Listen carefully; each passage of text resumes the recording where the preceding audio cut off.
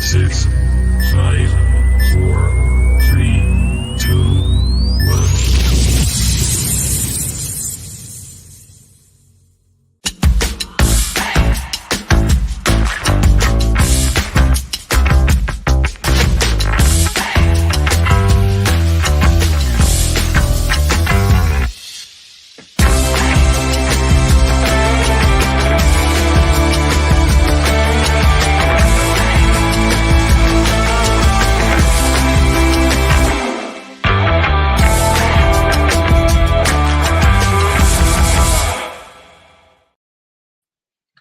Welcome everyone to Love Island Watch as we go deep into the villa to find out what Anderson's brother is getting up to.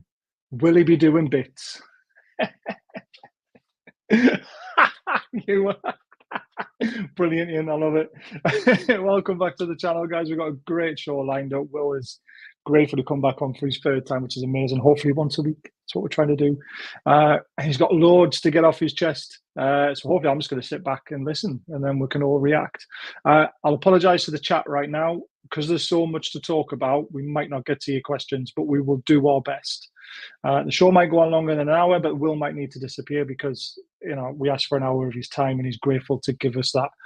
Ian told me to extend the show to 3 hours this afternoon, and I was just like, oh, mate, I mean, I can do 4 hours, but come on. So let's get the guys in. We'll do all this other stuff later on. This is going to be one hell of a night, isn't it? All right, mate. Oh, yeah. It's been eventful for 48 hours, I should say. Been great. I know. I can't wait to see who Anderson's brother pulls into the what do they call it? The secret corner or something like that. Me daughter will tell you better than that. I'm not. Right. The hideaway. That's it. Who he pulls in the hideaway, then who he pulls on the terrace. I told my missus last night, there's someone from Newcastle going into the villa. Apparently it's a player's brother. I hope it's Sammy Amiobi. I was let down. Or come flying in. Yeah, with an apple. With an apple. And then I said, I hope it's Matty Longstaff, just to throw a little ginger white kid in. That's ginger power. Watch him fry. Yeah. Watch him fry. And I showed a picture of him. She went, really? He's a lovely lad. He's playing in America. Joe Willock's brother was mentioned as well. The whole lot of them were mentioned, actually, to be fair. Yeah. Well, there we go. But Lascelles' brother was mentioned there. He was going in. Really? Well, after his fighting exploits. I love it. Right, let's bring the star of the show in, the man of the moment, the guy with the answers. Hello, Will. Good evening. Good to see you again. Third time now. Yeah. So can I ask, when did you know that Anderson's brother was going into Love Island, and why didn't you tell us sooner? To be fair, I actually didn't know till there's a good account on Twitter, or X as you might call it, the Little Man's. He put out the news that there was a brother of a Newcastle player going into the villa. Then I basically that was when I looked into it and found out, basically. It's brilliant. I honestly wish it was Sammy Amiobi. I am disappointed. I thought Matty Longstaff, wife and kids. Yeah, I thought it was going to be Matty, but Matty's playing in America, isn't he? So I can't imagine him ditching these American team, Toronto, when they're doing so well, to try and find love. So if Sammy Amiobi went into the villa, so all the rest of the mates are going, if Sammy scores, we're in the pool. If Sammy scores. There'll be loads of them. They'll all be eating apples, I'm telling you. And it'll be great crack. They really missed the trick with that one. They really have. They were going to put Matty Longstaff in originally, but they just wanted to save some women for the rest of them. No, it would have cost them that much for Factor 50. They would have need wagon loads of it. They'll have a doctor on sunstroke watch, won't they? And I know how that feels. They'd be wrapping bandages in soda cream. Right, let's try and get onto some serious stuff. We might throw a few more Love Island stuff in later on. You never know. Right, the Mags Plus, the Junior Mags. This is obviously the new look for the memberships. I know this isn't transfer related, but we will get to that, I promise you guys. But I think this is really important. Will, do you know anything about this? Because I personally think is the original official membership going to be maybe for people abroad, and then the official membership plus will be people in the UK who can benefit from the extras, like trying to get into the stack, using the Shearer voucher, all that sort of stuff.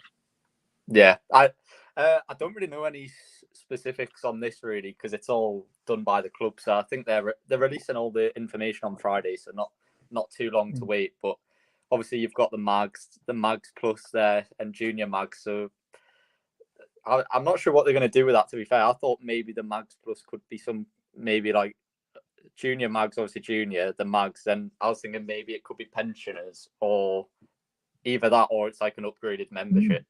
I thought. Because last year they had 3 memberships. They had the members abroad.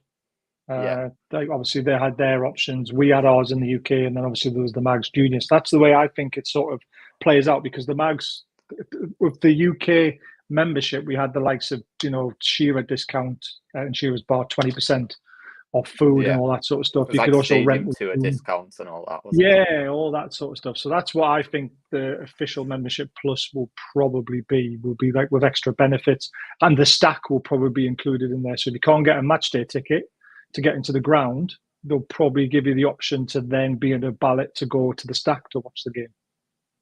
Yeah, I think that's and I think that's quite good. Yeah, I think so. If I think it's they wrong. just need to.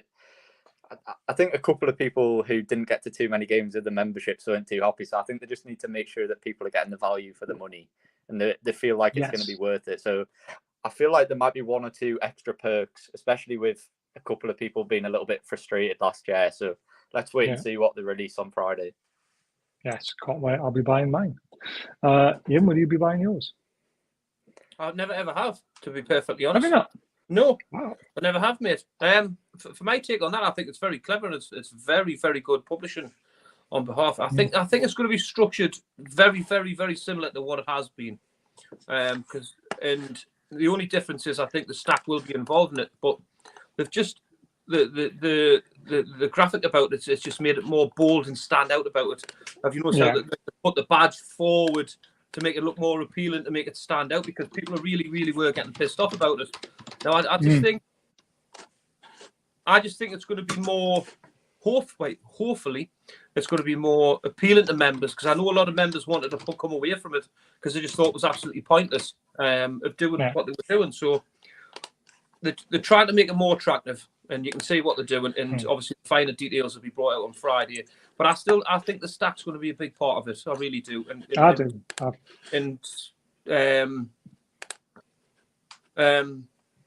It is a shame, because obviously people still pay the money to have that chance to get tickets in behalf of other people that don't get the tickets. Now, if this benefits the club in a long term, so be it, and we'll all back it and get behind it. But I've never ever bought a membership. Obviously, I had a season ticket, came away from it, and luckily enough, I do get tickets, and I don't have to be a member. Which, I'm I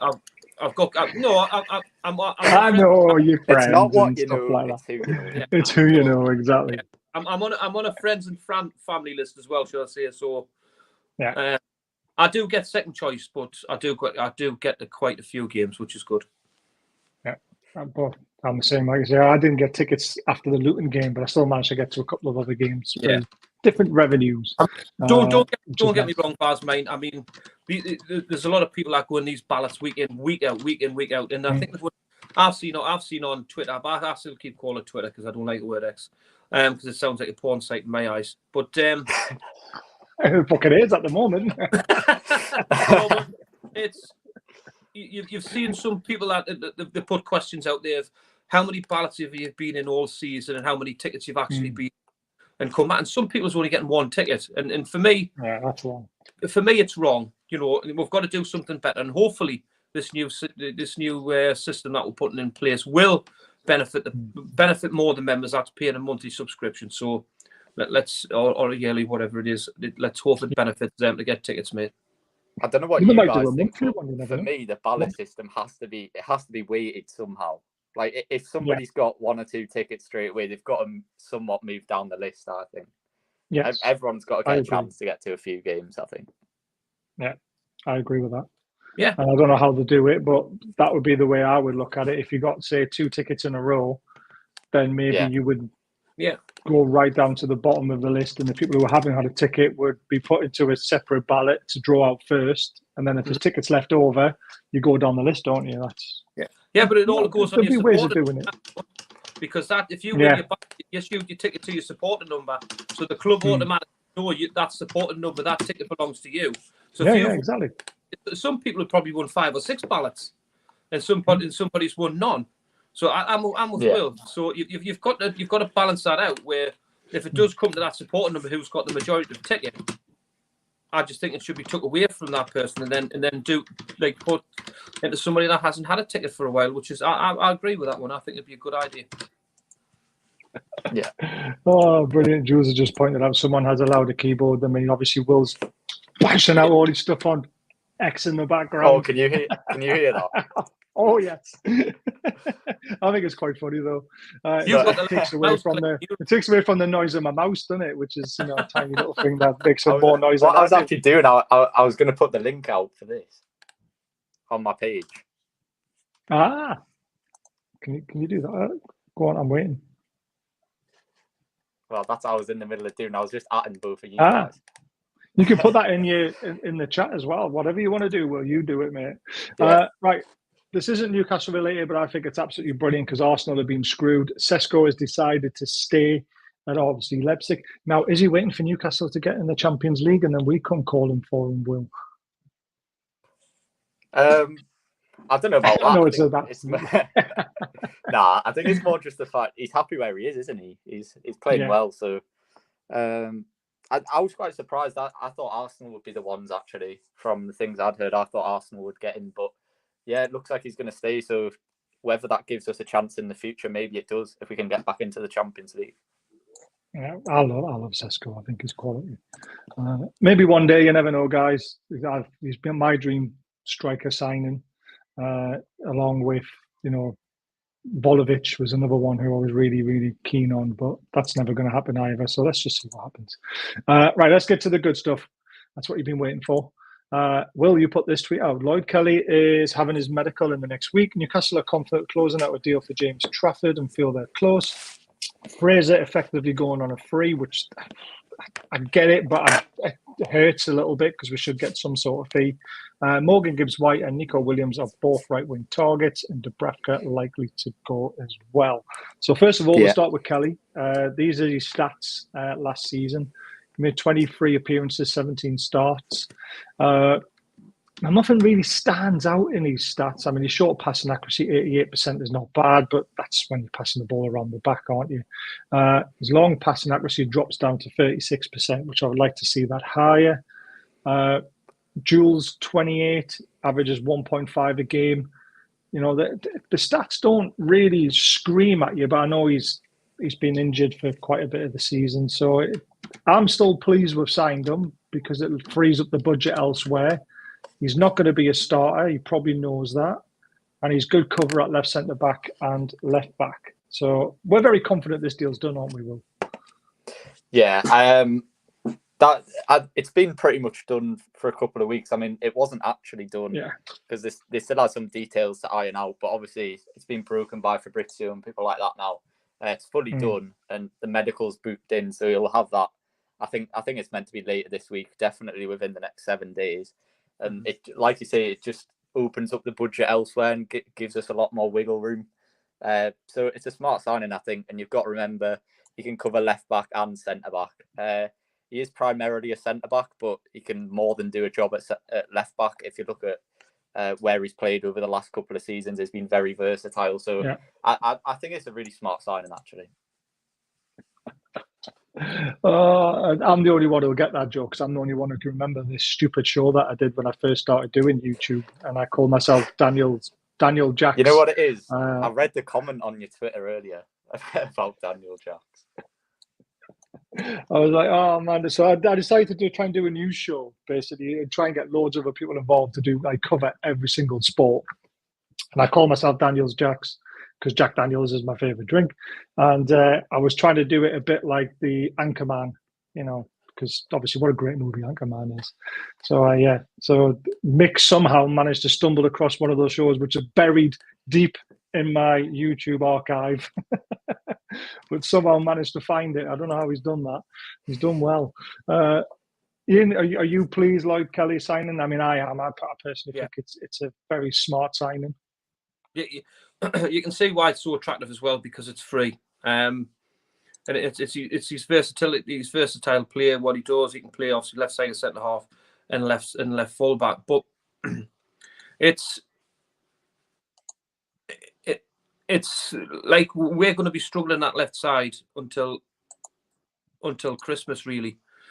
Without spending, with Botman being out, you can't spend big money because he is the future of this football club at left side of centre half. So you can see the logistics and what it is with Kelly. I think obviously with him being injured a little bit, that'll drive his stats down. But however, the pitch and everything at Bournemouth, I think it's tight. You know what I mean? It's small, and no disrespect to Bournemouth and all that, but when he comes to Newcastle United, he's going to be surrounded by bigger and better players. It will develop his game to take it to that next level. Obviously, Eddie Howe trusts him. He's seen the abilities in him, what we haven't, by the way, because Eddie Howe's worked him on a daily basis. So you've got to trust Eddie Howe like we do, and that's important. As much as people can just straight away throw the book at him like they did with Anthony Gordon, you know, I'm hoping again that it comes to an Anthony Gordon situation where he comes in and just does, how can I put it, like a James Perch when you had that Mr. When he give everything, he Mr. Reliable. Different positions, never let you down. Didn't set the world alight, but was a real top professional for Newcastle United. And let's be honest here, he's a massive upgrade on Matt Ritchie and Paul Dummett. And them spaces have been freed in our squad for that reason, by the way. With Tosin, that was the attraction straight away because it was free, right? But it wasn't the end of the world if Tosin didn't come. And be realistic here. Obviously, we went in for Kelly a long time ago. I think we spoke to him in February, by the way, if you remember rightly. In February, these deals were done. So, if Kelly broke down, it still isn't the end of the world because it wasn't going to cost anything. So, if he comes in and doesn't actually perform to the levels where a £40 million centre half came in, see, we took a risk on a £40 million. If we spent 45 million on Tosin and he came in and he had these weaknesses, what these Fulham people have spoke about and said, oh, you've dodged a bullet with Tosin. There's a mistake in him here and there's a mistake in him there, and you'll do, you know. But this is the thing. When he's a free, you can come in and work with that person. Do you know what I mean? And hopefully you can get to the levels where I think it'll be a decent signing. I really do. And I'll stick with it like I did with Gordon. I mean, Gordon's on a different level because of a different position. Now, it's easy to point a finger at, like Dan Burn gets his finger pointed at a lot. And is he the best? Is he the best left back in the world? Of course he isn't. Is he the best left centre half in the world? Of course he isn't. But what he does is he gives everything, and that's what we want. Now, but if Kelly comes in and does exactly the same, but Kelly can play. That's the difference here. He's not just an out-and-out defender. He can play. So, and he's got pace, and he's a big lad, and he can score goals as well. And that's what we want. I'm quite excited in a way, but I'm looking to see what he can bring. Only a defender could say that, right? And what he can bring to Newcastle United. I'm looking forward to seeing that. But most importantly, right? This is me. Because Eddie Howe loves to do it, right? And I want people to believe in Eddie Howe. What he does, he gets the best out of people to take them to that next level. Yeah. And I'm looking to see Lloyd Kelly start at Newcastle United. And you've just said there, he probably realises he doesn't want to start. I'll guarantee you now, with Sven Botman being out until Christmas, he'll be wanting to start at that left side of centre half. And then that might bring Lloyd Kelly up to a different level that we've never seen before at Bournemouth. So might push Dan Burn to a different level as well because he's up his backside. I'm quite optimistic of what's going to happen, and I'm looking forward to it at the same time. So, love it. Right, back to this. The next one on the list was Trafford. Now, I've gone out there and defended Trafford loads of times, Will. I can't believe the amount of stick that he's getting just because he had a poor season at Burnley. You've seen the video of Cole Palmer, saying he's going to save this, we're going to win, and let's face it, Cole Palmer's seen more of Trafford than any Newcastle fan seen of Trafford and sees what he does behind the scenes. He's still very, very young. It's a smart signing because unless you're spending 35, 40 million on buying a number one and then putting Pope's nose out, then probably having to go out to buy a number two on top of that, you're looking at spending 60 million on two keepers. This really does make sense, doesn't it?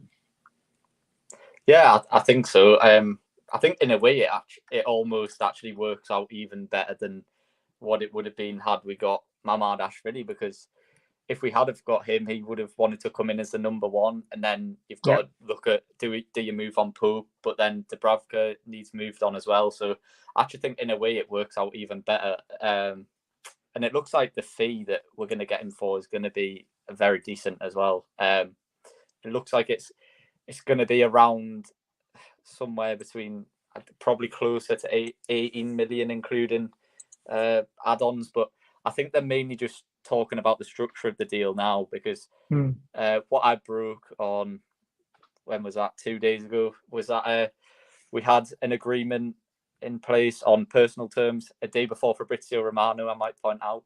And I believe the fee that was made, I put 12 million plus add-ons on my tweet. I think the actual offer made was 12 million plus 4 million in add-ons. Wow. Burnley weren't quite happy with that. They wanted the add-ons to be more achievable, was what I was told. So I don't know what the add-ons were. There could have been anything. It could have been like Champions League appearances or anything. So you don't really get information on like specific add-ons or anything like that. No. But the offer was totaling around 16 million. So I don't think the fee will change too much, but I think it's more just sorting out the structure of it. And then once they do that, it'll go through. I think it'll go through very soon. I'd be surprised if it's not sorted in the next week. All right. So I've got obviously a Man City friend who knows his stuff about City side of things. Obviously, Trafford went from City to Burnley. He says he can't believe he's going for such a low fee, considering Burnley paid 20 million for him and City slapped on a 20% sell-on clause. So I think this is why Burnley feel like they're getting the pants pulled down, because if it's 12 million, they're only going to see 9 of it, aren't they? 8, 9 million, 20% of 12. I mean, I think it will end up being a bit more than that, but this is the relegation tax. This is what happens when you go down. Yes, he doesn't want to play in the Championship, and when you've got a player that doesn't want to be there, it doesn't put you in a great position in terms of negotiations. No. And obviously, he's not in the greatest form he's ever been in either. So I think for us, we've come in at exactly the right time, and I think give it another 2 or 3 years, he could be worth double what we're paying for him easily. Yeah. I absolutely agree. And I said this to Martin, my Man City friend. He said, I can't believe you're going to get him for less than 20 million. That's not good business. I would hate to be the Burnley in charge of Man City with those kind of finances. I said, just because Burnley paid 20 million for him, it doesn't mean he's worth 20 million now. Players do decrease in value. They also go up in value.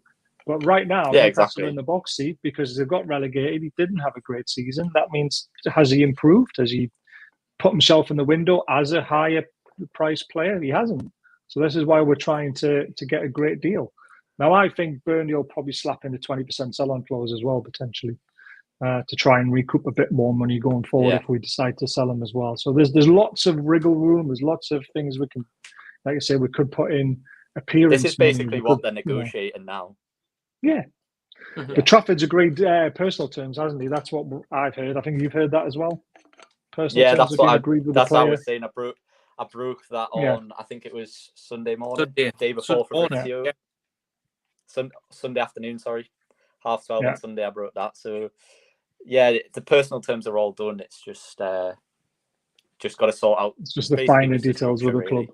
Yeah. And that happens a lot now with deals, doesn't it? They seem to get the player agreed, the wages and all that sort of stuff sorted. Then they go to the club and try and negotiate a fee.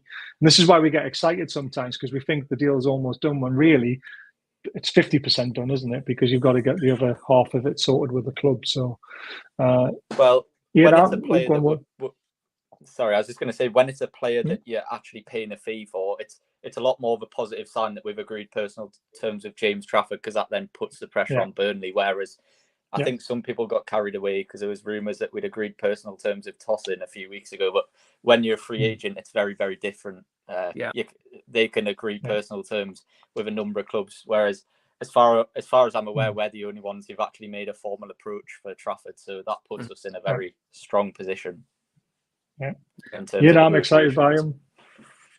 I mean, 6'6". He's got a massive span. He's young. Was it you, Baz, who said you saw someone saying he was a bit small for a keeper? Yeah, someone said to me, he's a bit small. I went, he's 6'6". He went, what? Really doesn't look it. I was like, he's 6'6". He is massive, Yeah.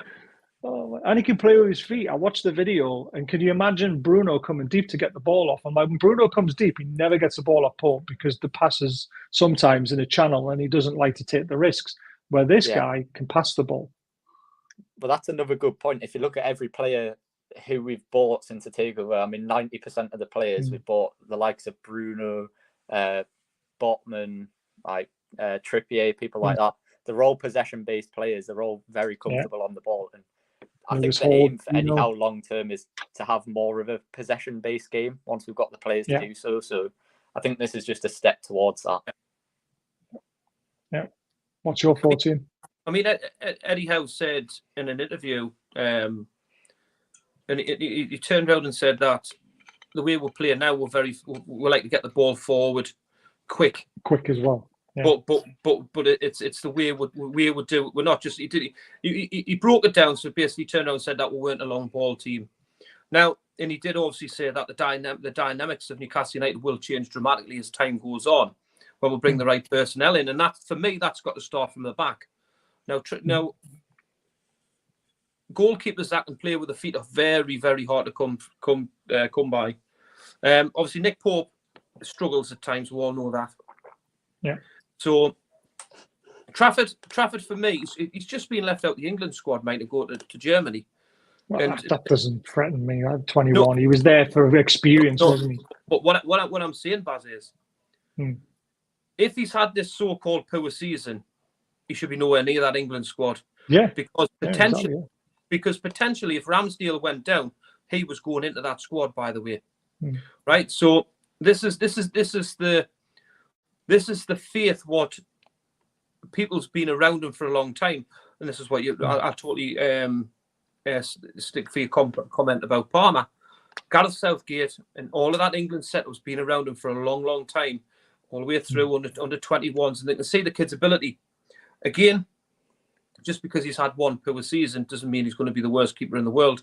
I think it's fantastic business. I really do. We need a goalkeeper that can play that plays with his feet. For 21-year-old going forward for the future, this is the type of players I believe we need to sign for this football club. And now, if you look along the back line now, we had this discussion on the last show. The age is in the early 20s for Trippier and Fab Shaw. They're in the early 20s now. For the future of this football club, that is what is it going to happen straight away? Probably not. But going forward, I think the future's looking really, really bright. When you add these superstars around them, I just think it could be a perfect blend. And we've got to trust what they're doing. And I think Trafford's a fantastic signing. Yeah, I agree. And someone's put a great question in. I've saved it. This because I find this very interesting. Hi lads, what do you think about the comments that's coming out from Ashworth wanting a yes man? Do you think there was truth about him and Eddie having a bust up over players? Now that does sound like, that's very interesting, isn't it? Can you remember Christmas? Yes. The show we had at Christmas, and that was the main topic of our show, man. Because the information I got from the training ground was exactly that. They didn't get along. And it's amazing. It's amazing what pictures and photographs do on training grounds, and what people can actually speak and just to make things rosy. But in the background, I think there's a reason why Dan Ashworth left, and I think it's that one. I don't think they got on at all. Yeah. Well, I mean, I think he would have stayed had he not been tapped up by Man United. I think that's where the issue kind of is with it. But then I think he would have stayed, but I don't think they liked each other. But but you don't have to like each other to make success, though, do you? It's like players on pitch. Not everyone likes each other, does it? So it's all about opinions, I guess. and if they're falling out over players, sometimes that's a good thing because Eddie might see something different than what Ashworth does, and Yeah. they would have to agree on potential signings eventually, wouldn't they? So it could be a good thing he's gone, but I would also like to see who's coming in and how Eddie would work with them, because Eddie can't be in control of everything. And we've seen what Eddie's like on the interviews he's had. He likes to be in control of virtually everything, doesn't he? It's his baby in a way. So, and he's got to learn to kind of hand some of it over to let him concentrate on the first team sometimes. So it's going to be interesting who comes in and how they get along. Fraser effectively going on a free. I hate that because it kind of feels like we're getting mugged a little bit when we're trying to, everyone's trying to squeeze so much out of us, and then we're giving away players for free, but Fraser's wages is massive, isn't it, Will? Is it not 1.2 million? I did say there might be a very minimal fee, which is why I said effectively free. I think there might be something tiny, but nothing like significant, like not several million or anything like that. No. And the biggest positive is that he's on 60k a week, so we're getting about like 2 million off the wage bill, something like that. We're getting a good amount of money off, so that's the biggest benefit of it, I think, for us. And obviously, he's not a player that we want at the club either, so. I think it's a deal that suits all parties. In an ideal world, we would want probably a bit of a bigger fee, but the reality is there's not really the interest there. So it looks like both clubs are going to come to an agreement quite quickly. Yeah, I agree with that. And by the way, Gordon's going nowhere. Batu, he's definitely not going anywhere. Liverpool links are rubbish. I'm glad Fraser's gone or almost gone. I just thought he would have went for about 5 million. I thought we might have recouped something with it, but I guess it's better to have him gone than to have him lingering around. You know, what is he on, 50, 60 grand a week? About 60. 60 wasn't it, a week, something like that. Now, one signing really excites me. The other one's kind of like, I'm not sure if he's the right signing for us. Mogas Gibbs White, for me, I think he's a number 10 rather than a right winger. But someone put out some stats, and he actually showed his right wing stats are actually very good. They're actually better than what he plays as a number 10. But he's played far less games in that area. Now, Nico Williams excites me a lot, though, because he is an out-and-out right winger for me. Which one do you think is more likely to happen? Well, is there any movement, or is it just are they targets? I think Morgan Gibbs White is more likely because I was told. I mean, I've heard interests on him from about 5 or 6 different people now, which this stuff doesn't come from nowhere. So he's 100% a target. And also 1 or 2 sources did say that we're actually preparing a bid for him in the coming weeks. So, which is why I put out the other day as well. I don't know if you've seen this tweet, but I said Morgan Gibbs White is being identified as a top target, and don't be surprised to see movement on him in terms of a bid or something like that. In terms of Nico Williams, again, he's a definite target. The only concern with him would be his wage demands are quite big. So 220. They're very big. So we'd have to get them down. But he's been identified, and he's definitely a target, which is why I put it out. And another one that I just wanted to mention on right wing, who I haven't actually mentioned on my Twitter yet, but we've held talks with Somerville. We've definitely held talks. I've spoke to someone from Leeds and Newcastle and Eddie Howe. They've had talks with Somerville in his camp. I think Leeds are wanting around. Let me just check this. I think it was around 30 million, 35. Yeah, around 35. Would be expected to be enough, possibly 30, but there is other clubs in for him as well, the likes of Liverpool, people like that. So I think they would be my top 3, and if I had to order it in terms of most likely to least likely at the minute, I'd probably put Gibbs White, Somerville, then Nico Williams. I identified Somerville the game before he went to Anfield and scored, and I said he's a player I really, really like.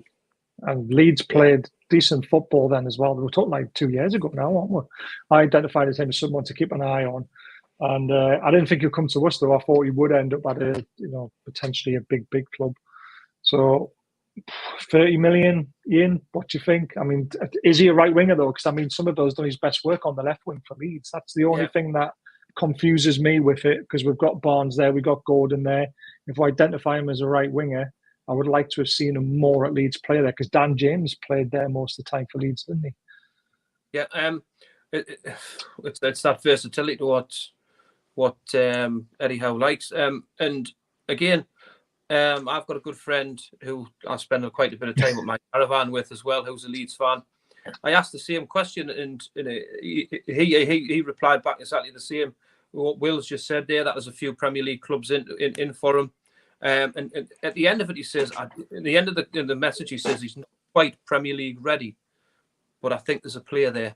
Now, again, that could tick a box what Eddie Howe likes. Again, a one that can develop into another superstar. Me personally, I haven't seen enough of him, to be honest. Player of the season last year in the Championship. Yeah, I just obviously, my mate Mike, he obviously he goes to matches and he was at Wembley as well, and that's what he said. He says he's not quite ready for the Premier League now. If he comes with this huge potential and he's not quite ready, and he's the championship player of the season, I mean, what levels can this kid go to? I mean, I'm just going off what other people say, but again, Williams is a fantastic signing in my opinion, but the wages will. Oh, that'll upset and that we can't mind if we bring these players on massive wages because you're talking other contracts. Bruno, well, he's on 200 to 220 euros, so that's about 180, 190,000, isn't it? But that's yeah, I think you've still got to bring it down from that Bruno. As well. You know, so that takes you above our top earners, and I think I could upset a few people. But Gibbs White, I've just seen a few things today that Nottingham Forest have to raise money. Now, I think... Yeah, I saw that. Yeah, but I think there's a player could be going out. Is it Alanga? If I'm rightly so, for 20 odd million to go to Spain. So they might they might get the funds that way. But for me, again, I've seen Gibbs White in a position where he absolutely destroyed Newcastle, but that was floating about inside. Number 10. And he was like a false 9, dropping in as a 10, drifting about. Have we got that type of player? This is what I'm saying. So if you've seen stats on the right hand side where he's very, very good, to change a football match, Newcastle United being very one dimensional. If they've played Almiron on, they've took them off and put Murphy on, or vice versa. Yeah, it's like for like. We're still very like for like. So to change it up where you need something from the bench, or if Gibbs White isn't making that happen in the midfield where he's drifting about, then you go to your out and out wingers. It's that balance where you've got to have that blend of different players coming from the bench or different players starting where it doesn't make Newcastle United a one-trick pony. Now, the first season when Eddie Howe took over, we were so fast and charging and pressing, and we went to the fourth in the league and finished for Champions League. Now, we still try to play that same way the second season. And for me, that's simply because the personnel of what we have. So I can see why he's trying to get up to look at these players to try and make us a different way of playing. And I think it'd be Gibbs White for me. I think it'd be a fantastic sign, and it just gives you something different. And he works hard as well, and that's important as well. Never Eddie Howe thing, isn't it? And it's within you've got to remember what we've got to work here with financial fair play. It brings us into that bracket where we're comfortable, and you're getting the top player. And again, it allows you to flex your muscles in another area where we seem to need. Again, this is why you go down the James Trafford route of the free signing of Kelly. And if you're going to go and spend a hefty chunk on Gibbs White, we still need that right side of centre half, which I think is going to cost us quite a bit of money this season. So that you can see what they're doing. And if Gibbs White comes, that'll be a fantastic signing. Yeah, I agree with that. Dubravka, Will, Celtic bound? Yeah. I put out the information I had earlier, which I put out and then I took off because I had a couple of messages from people. But the original information I got on that was that we've rejected a £1.8 million bid from Celtic, which I believe could be true. We were looking for, what I was told was we were looking for 2.5 million to 3 million. Now, the reason I pulled that information off was basically because I had a couple of people from the Celtic side saying that basically that they haven't heard of an offer, and I thought there's a bit of conflict in information here, so I pulled it off. I don't want to misinform anyone because I haven't been able to double source that yet. But the way I see it is, I think this is potentially being leaked from our side, from the Newcastle side, because we want to drum up the interest. Trafford's coming in, so Dubravka's going to be the one to go. So it would be in Newcastle's interest to leak this out to people such as me or other people in the club who hear things.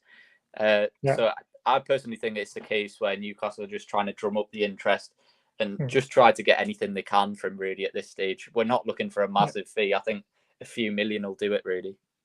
You can see why. Well, obviously Hart's just retired, so you can see why he's going to fall straight into place, and he doesn't have to leave the country, and it's not that far up the road for him. So exactly. And it's an easier level of football, and where you'll play every single game, and it keeps his international career flying as well. So it makes sense. Definitely makes sense. It's just getting that right, get the right fee for him now. Newcastle, I don't think Newcastle will be greedy, because obviously with Trafford coming in, they'll just want the right covering wages and definitely his contract. And I think they'll just, if it is true, Celtic will try and get him on the cheap because they know Trafford's coming in. It's just getting that right balance of the transfer fee for him to move, which I think he will move quite quickly. I mean, the information I had was we were only looking for around 3 million, which is more than fair enough. I know he's getting on, but he's still an international goalkeeper. I think that's too much. He can still be good on his day. How much we paid for him again? Was it 2.53 million anyway? And that was how long ago? Yeah, but to be fair, I think we got him quite cheap, but he was quite unknown then as well. Yeah, he come from a really... It was a Rafa signing. Yeah, he came from a really small team, though, didn't he? Which that transfer fee, no disrespect to that team, will probably be quite high for a player. So, and then obviously Celtic, he'll be playing Champions League football again, and that's another pull where it makes so much sense for him. And again, for his international career, if he's sitting on the bench again, younger goalkeepers we want to push for that number one spot for his country, and this could just be perfect for him. I can imagine we won't want to agree anything anyway with Dubs until we've got Trafford over the line as well, because we don't want to leave ourselves in a position where we're desperate for another goalkeeper, and then other clubs can look at us and go, all right, they're desperate, let's add an extra 5 million on. Yeah. I mean, the people that do these things are they're a lot more informed than us. So I think when things like this start coming out, it tells you that deals are close on both sides. So I think, like I said, we'll get confirmation of Trafford pretty much within the next week, I think. And the domestic window opens on Friday, I believe. So that one can be pushed. That one can be pushed through fairly quickly. And then, Will, did you not hear of 2 medicals booked in this week? Because I did. And I definitely know of one. There's at least, well, like I say, the Kelly one's in, and then I did hear that there was another one. So I think that might be right, Ian. Yeah. Yeah, I like that. Right, very quick before we go on to the next stuff, don't forget to subscribe if you're enjoying the show. Hit the thumbs up button. If you want to chat, got to subscribe. There is a membership option if anyone's interested. Top of the chat, 99p gets you into a monthly prize draw where we give away $40 to the amazing members or member. And it's Diacro who were the ones who produced that $40 gift card, which is amazing. And they have amazing t-shirts, 20% off for everybody though. So if you want a t-shirt, get into the description. And then there's football prizes who are absolutely amazing. Again, it's a bit of a strange one. This one's not what they normally do or normally send me, but you can win a chance to spin the wheel and then you can win a shirt. But it could be any shirt. It could be a Howe shirt. It could be a Gordon shirt. It's an Arlie shirt. It could be a full signed shirt. It could be anything.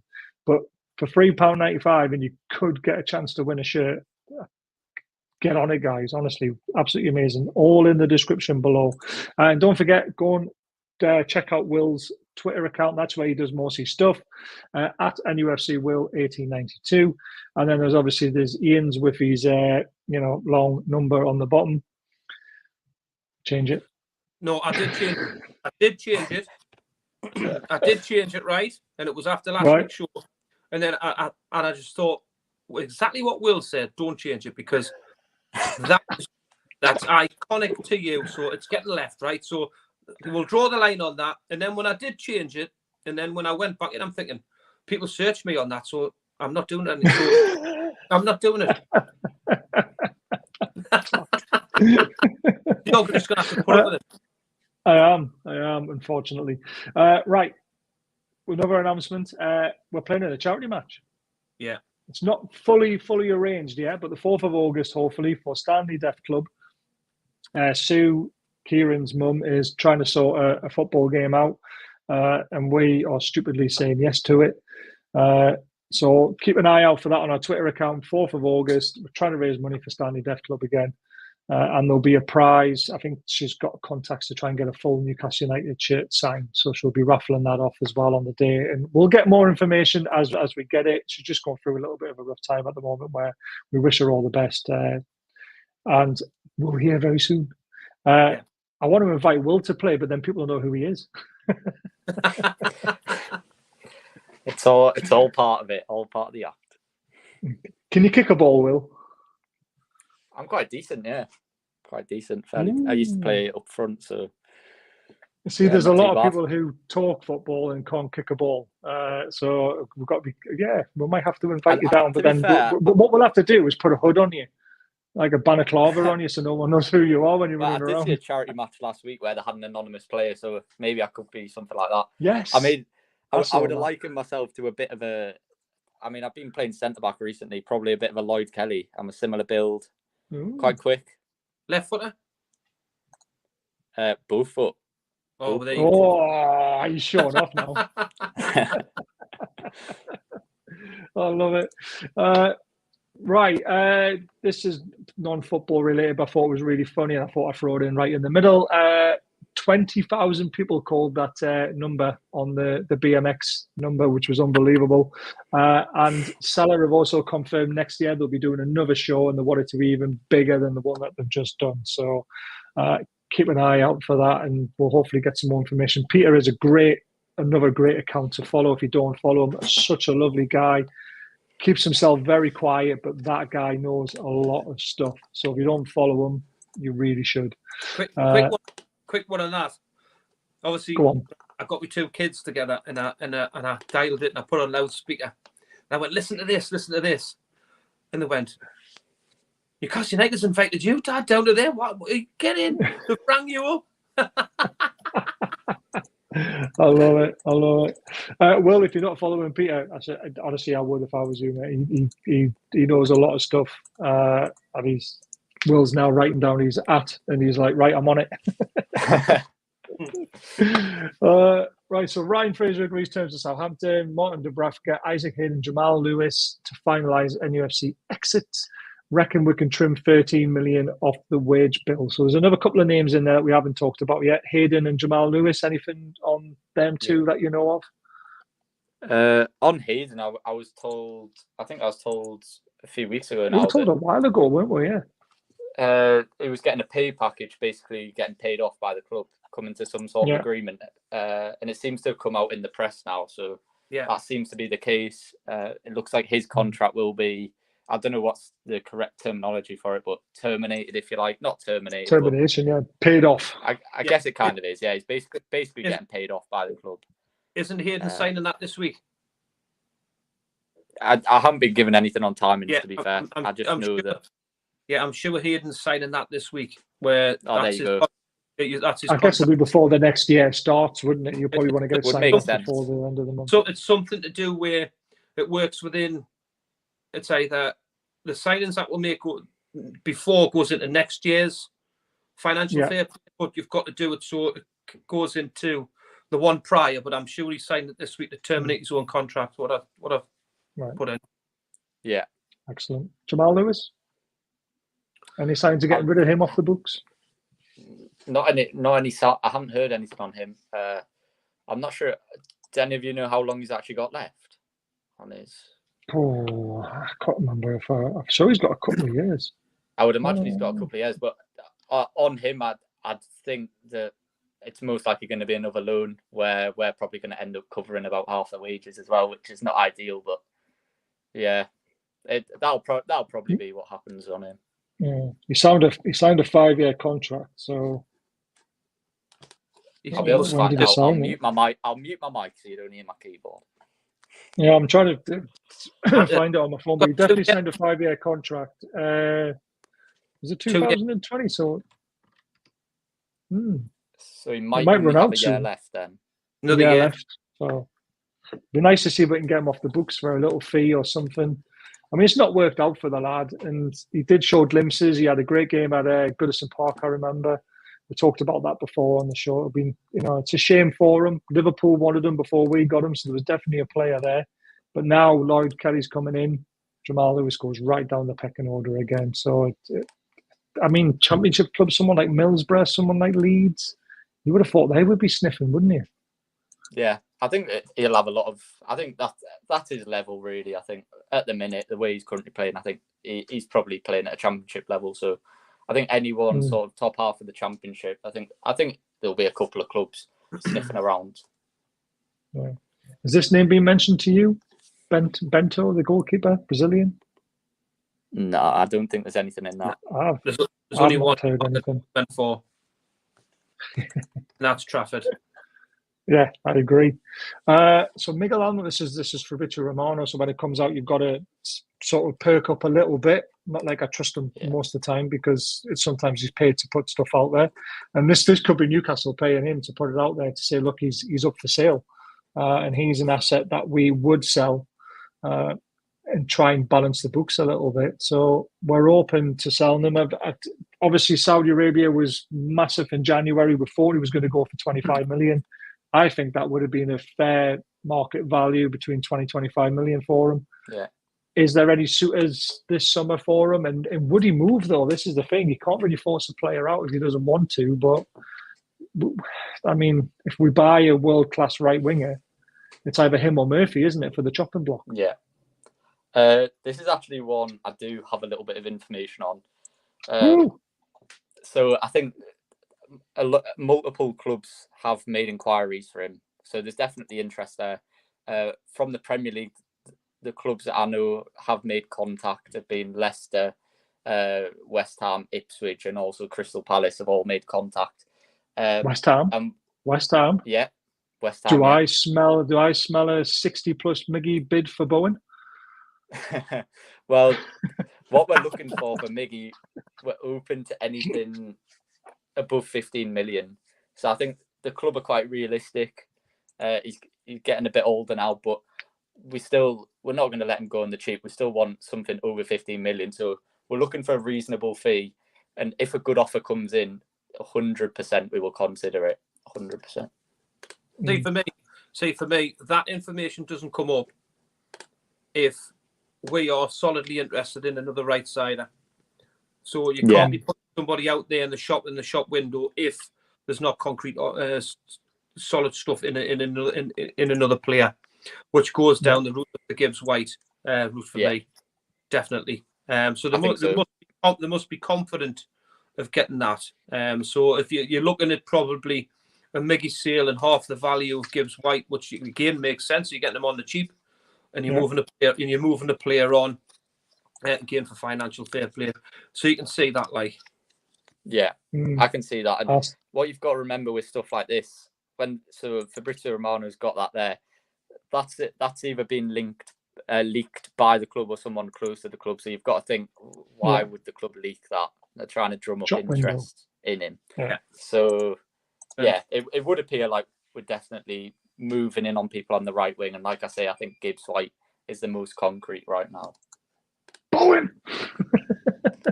I know. I really want to give you something on Bowen, but there's nothing to give at the minute. Damn it! If honestly, West Ham are interested in Miggy, that would be Bowen's replacement. Why would West Ham be interested in? Let's go play him on the left hand side, I suppose.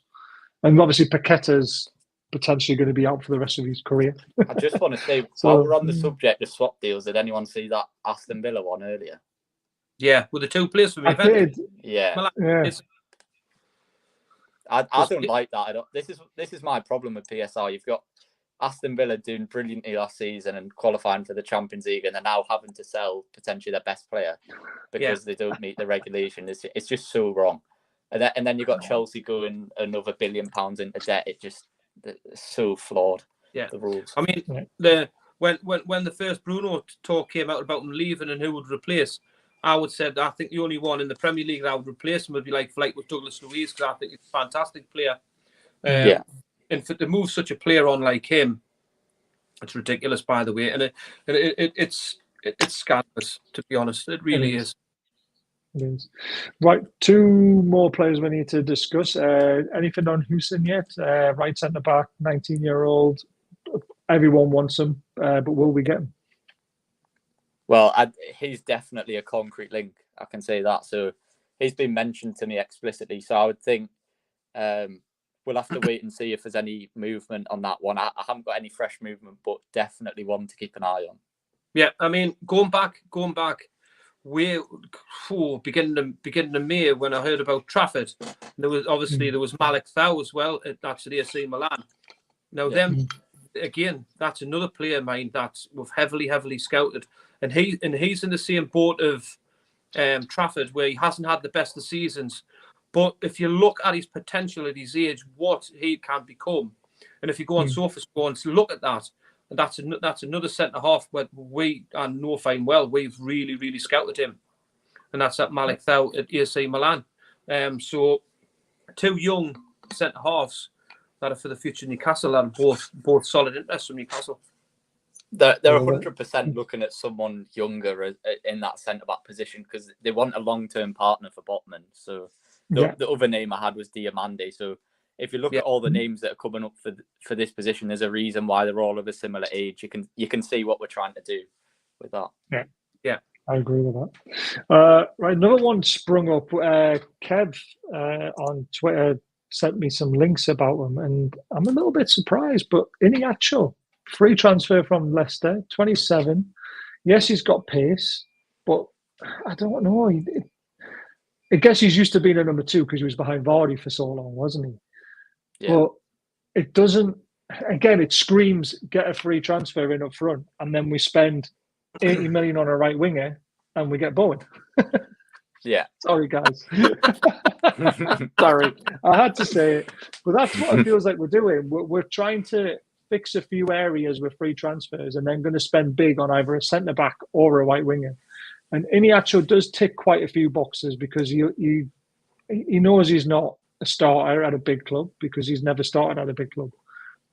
He does have bags of pace. He could fit well into an Eddie Howe system, especially with a high press, using that pace. I think he lacks a lot of composure at times. So I'm a little bit on the fence with him. I can see the benefit of it, but is there any actual truth in it, Will? I mean, I haven't actually had any information on it, so I don't think anything's close on it or anything like that. But I can see why people might suggest that we would go for him. But again, I think the majority of the budget is going to be spent on right wing and centre back. So I can see why the links will come out. But at the same time, I don't see us signing a striker unless Wilson goes. And I keep saying it because I just don't see it happening. You don't generally get teams having 3 strikers, and the fact that we're not in Europe as well means that if we did have 3 strikers, I mean, I know Wilson's injury record is pretty bad. We don't even have 2. But I mean, if you've got all of them 3 fit and you've got one of them getting next to no game time, then that could cause problems, because you know what strikers are like. They've all got big egos. So I actually don't think we'll get a striker unless Wilson goes, but I can see why the links will come out.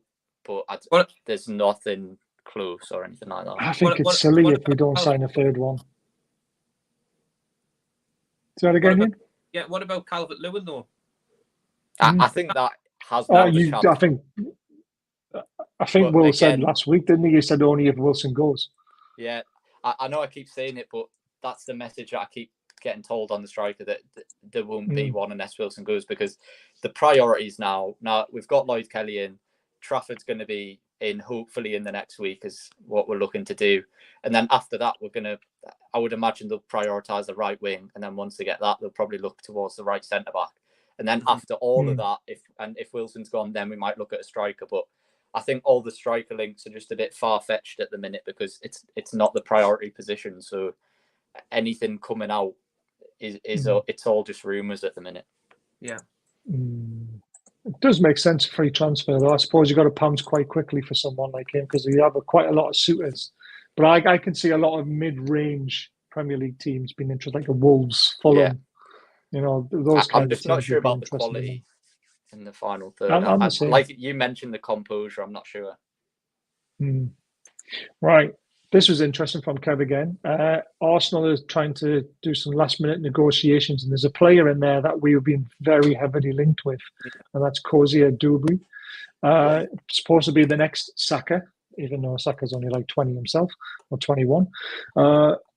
Any word on whether he's signing for us or not? Because it's a lot of accounts were saying that we were very, very close to having him signed. There was a lot of word that he was close to signing, but there hasn't really been anything concrete in the last week or so. But I still think we're in with a decent chance for him. But I haven't had any information on that one recently, or if I have, I've forgotten it because I get that many stuff that it's hard to keep track sometimes. So, and to be fair, the younger the youth teams are not really my priority on my account. So if I get stuff on them, I report it, but I don't go actively seeking out information as I will do for, say, first team targets. So I'm not as well informed on the youth teams, but I think he is a target, but I couldn't tell you whether it's close or not. Well, there's a lot of rumours that there's 20 kids going to be without a club very soon at the age of 14 because the dads are starting to pull them out of young teams earlier to get them into bigger teams instead of waiting until they're 16. So watch out for our younger generation because I've got a feeling we're going to try and piece together and try and do what Man United did, you know, with the Beckhams. We should be all over that. Yeah, and I think we will got all these free transfers coming up. I mean, we're on the verge of getting someone from, I want to say, Portsmouth. Yeah. Yeah. I can't remember the name. There's a lad from Blackburn as well, isn't there? Let Baz pronounce the name. Give him no. Yeah, go on, Baz. Come on, Baz, get up and let's have a go at it. You've had a go at my Twitter handle tonight. Now it's my turn. Let's have a go at this new Portsmouth player. Because honestly, I was glad Will brought it up, right? I was glad Will brought it up because it's a perler. Come on, Baz, get it up. I want to hear you do it. Nope. Oban, he's a good player from Luton, to be fair. Right. All of you in the comments, put the player up and Baz will have a little go at it before the show ends. There you go. Not a chance. I'd love him to blow Eddie away. I hope he does. Right, shut up, you. What's buying the Premier most of the money from the clubs this season? 20 million Premier League apparently have spunked on to protecting themselves, haven't they? Will, any names we haven't mentioned that you would like to put out there that we are interested in? Portsmouth player.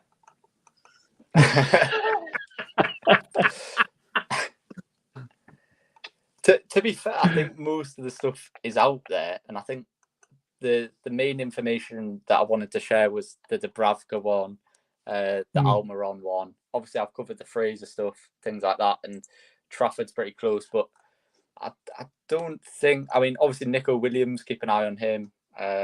Was the one I was given to just freshly today, but again, with the wages, I'm not too sure. But I don't think I've got any other. I think we've covered all the names I've got. And that's what we wanted to do. We've done it in an hour that's somehow. What we do. Go on. We'll talk about Chiesa a little bit. I mean, you mentioned him a lot from January up to now. Very, very good player. I mean, are wages an issue with him? And because I mean, apparently they're up for selling him. Yeah. But would he join a club that's not in the Champions League though? To be fair, on that one, I actually don't think that'll happen because I think from the information I've had just recently, we're looking at someone of a bit of a lower profile than him, or someone who's not in Europe. So he is playing in Europe with Juventus, and I just think it's going to take. Oh, I've just had some fresh information as well. Oh, and I've got some more coming through, so I'll give you that in a second. But who was I talking about, Baz? I can't remember now. I want the information. Chiesa. Chiesa was the one. Basically, we're not really targeting someone of that profile anymore, so I don't think that'll happen. Eddie Howe did say we can't afford to buy the stars of now, but we're looking to buy the stars of the future. The future, yeah. Yeah. The one Edison in Atlanta, I've seen a little bit of a thing today that they're trying to put Huyson in a Part X deal to get him to Juventus. Whether how true that is, as well. I've seen that today. Yeah, I've seen his name funny. linked a few times, but yeah, it's funny with the Part X deals because you see them get thrown around all the time, but when you actually look at how often they happen, they don't actually happen that much. So when I seen the one today, the Villa one, it actually took me by surprise quite a bit. And to be fair, I think Juventus got the much better deal there as well, I will say. But obviously Villa have had the hand forced, so yeah. I think it's interesting on that one. But do you want the information I've just had, by the way? Yes, come on, fire it out. This is fresh information, guys. So listen up. I don't even think I can pronounce this one.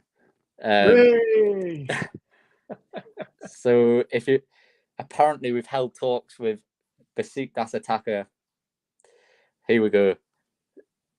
Semi Kiloxoi. I'm glad you didn't pause too long on the semi there because I thought you were watching Love Island for a second. Yeah. Oh man. I need to search this guy up. I'm doing that now.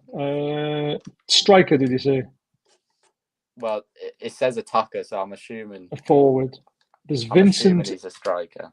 Abu Bakr. Oh, there he is. Oh, he's 18. Yeah, Come he's on, 18. Kilisoi, I think. It's got weird letters. It's a K-I-L-I, then a C with a little thing underneath it. S-O-Y. Shimmy. I think it's shimmy. Probably the best way to describe it. Yeah. Strength finishing. Oh, it is. Weakness is ball control. What do you mean? It's an actual player. If you're trying to wind me up on this one, then fair enough. But there is actually a player that plays for Besiktas. That's shimmy. He's called Simi Kilsoy. He's Japanese. I don't know where he's from. Where's he from? Oh, he's Turkish. Japan. He's Turkish. He's Japan. He's Japan. You're going to have to stop doing this. Will you try and pronounce that? Go on, you have a go. I can't breathe. Yeah.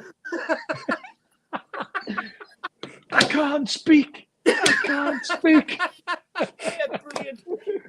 One man misses, another might hit. Yeah, brilliant, that line. What's this one? So NFC blog did an article on them earlier. There you go. So there must be something in it. Oh, God.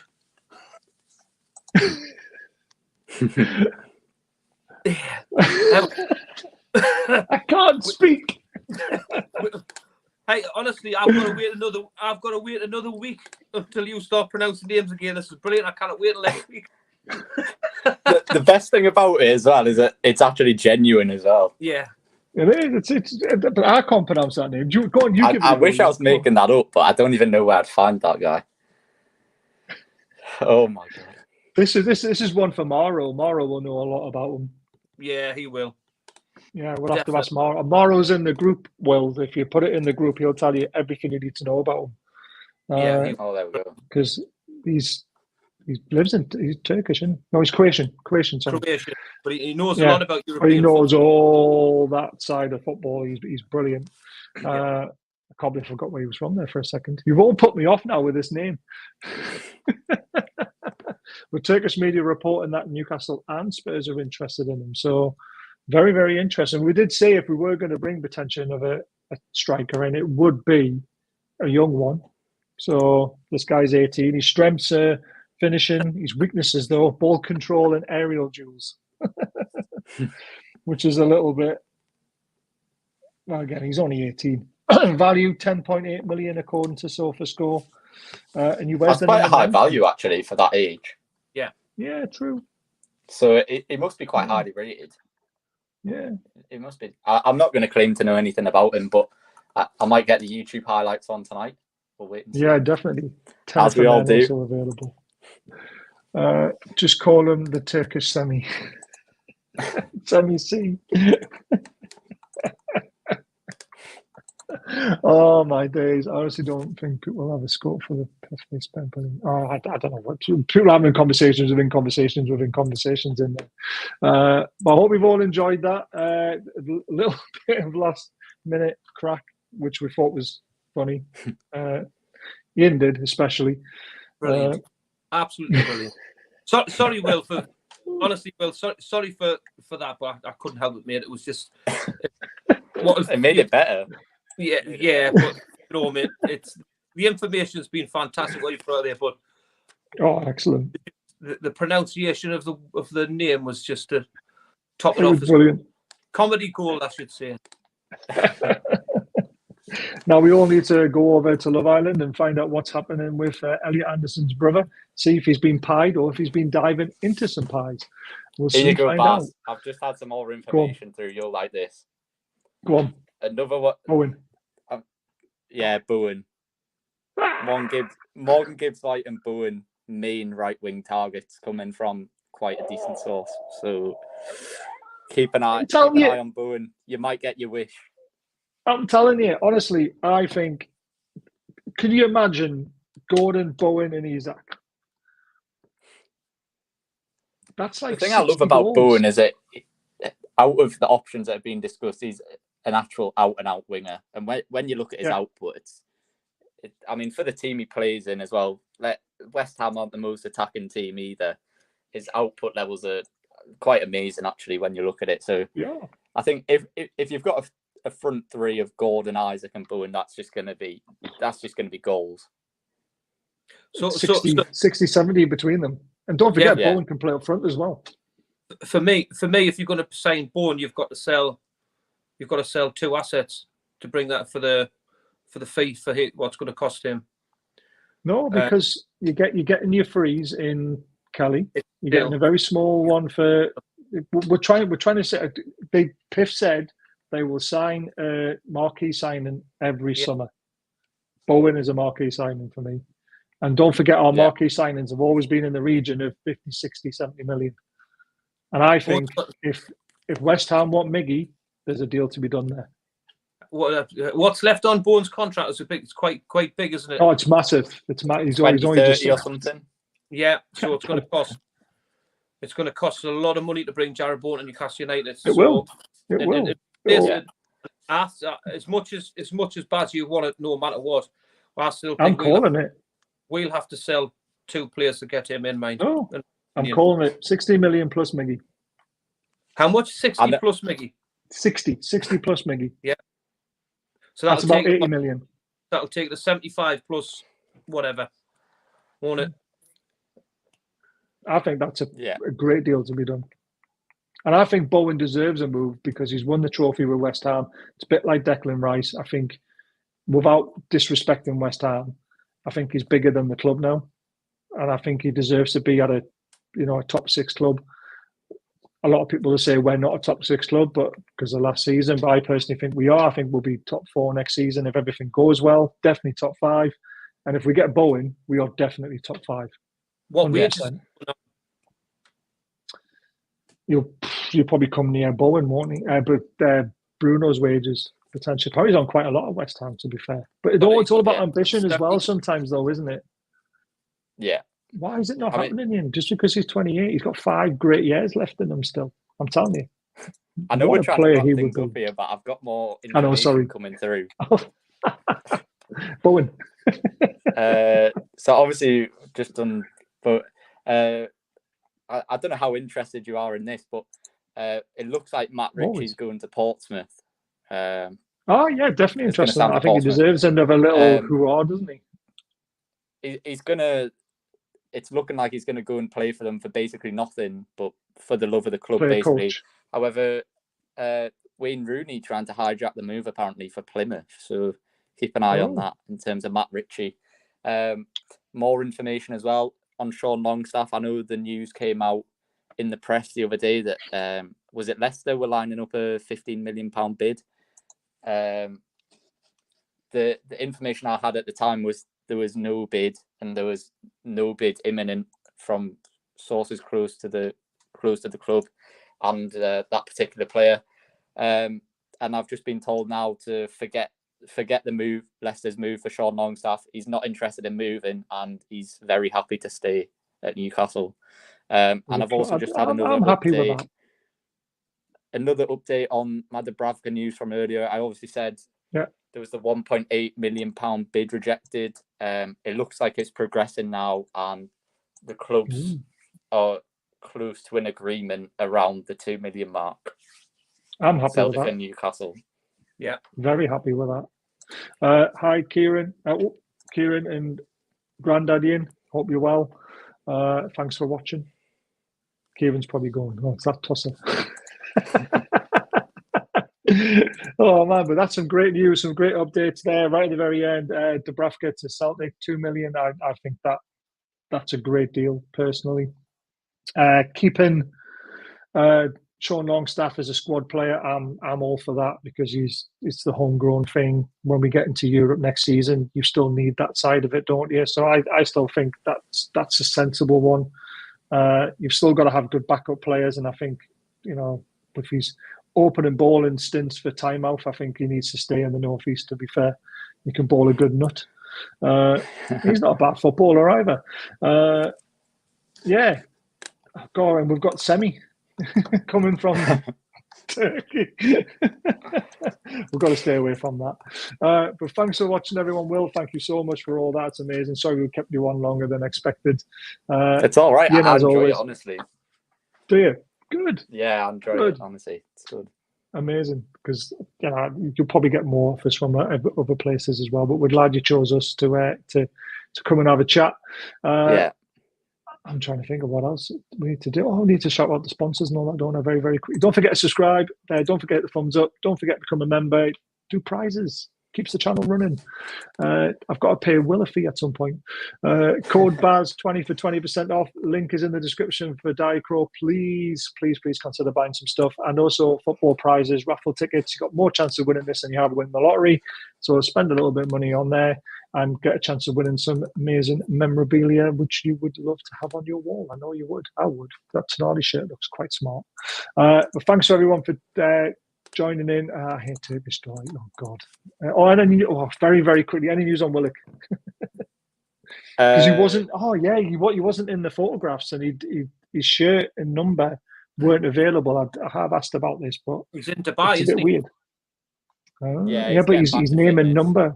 Yeah, his name and number weren't available. All I was told on Joe Willock was that we're not necessarily trying to ship him out. It's more just situational, where if an offer comes in, it'll be looked at, but we're not necessarily looking to get rid of him. Mm-hmm. Right. That sounds good to me. Right. Thank you, everyone. See you again in a week's time. I'll speak to Will and we'll try and work out a night next week at some point. But thanks for listening. And thank you, everyone. Take care. Thank you, everyone.